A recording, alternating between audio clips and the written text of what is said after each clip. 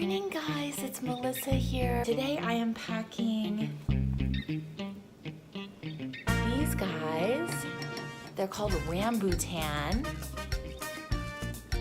I call them the Elmo of the fruit world, and they're really popular with my kids, and I just wanted to share them with you today because I know some of you are familiar with them and some of you see them on my Instagram and you're like, what is that hairy furball thing? Inside, they look like this. They look like a little pearl.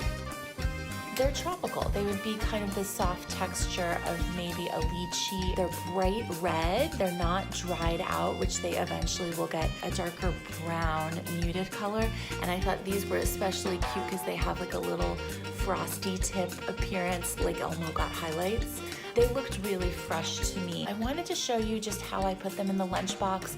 If your child is not good at eating something with a seed in it, you can cut the flesh off of the pit in the middle, or you can leave them whole like I do, and you can take them either out of the skins or leave them in the skins. I just cut around the middle with my knife, and I've already cut this one.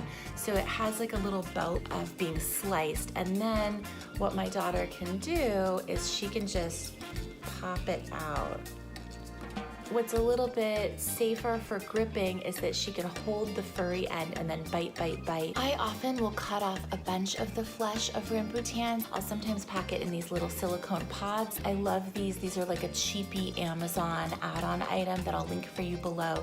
These are silicone cupcake cups, and they're great for dividing in the lunchbox or holding something that just needs to be contained and not roll away. The other things in this lunch today, spinach tortilla, some cheese that I sliced with my cheese slicer, a little bit of washed lettuce from the weekend, and some Thousand Island dressing.